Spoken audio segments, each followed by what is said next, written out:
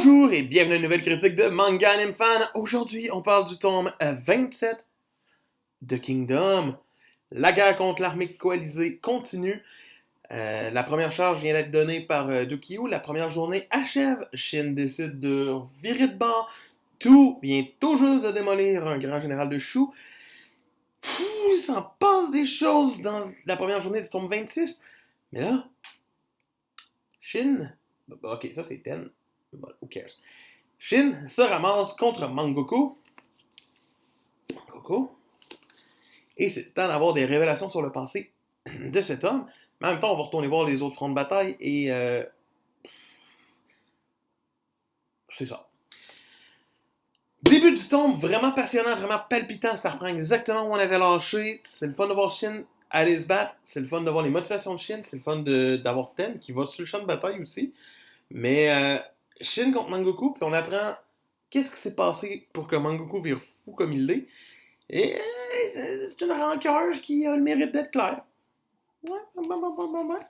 C'est bien que Shin soit celui qui le tue et qu'il soit aussi celui qui va lui faire part de sa volonté de faire tout changer pour le mieux. Ça reste très bien, c'est stylé de le voir aller.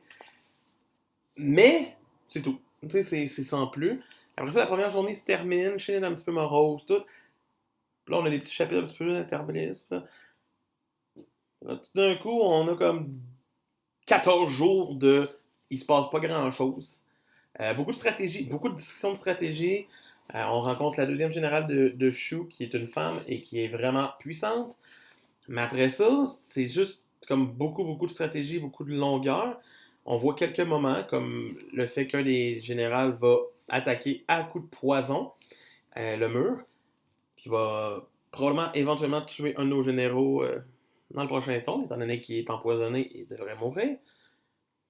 Mais on attendait que la guerre reprenne, puis ça reprend juste genre au dernier chapitre.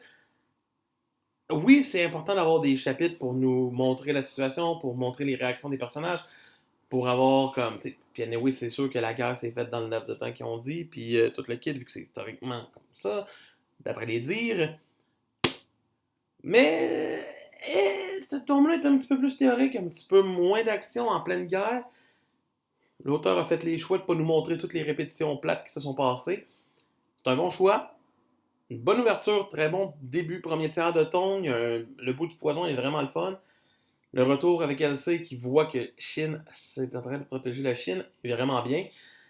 Puis la fin du tome où c'est que la guerre reprend est vraiment palpitant. Mais avec les petits bouts théoriques, c'est un petit peu moins bon. C'est un petit peu long. Donc pour moi, ça mérite quand même une note de 16 sur 20. Okay. Ah. C'est moi qui fais les notes. C'était Manga Anime Fan qui vous dit pour plus de Kingdom, ben c'est dans les prochains jours. Puis sinon, ben abonnez-vous pour le savoir. Puis moi, je vous dis à demain!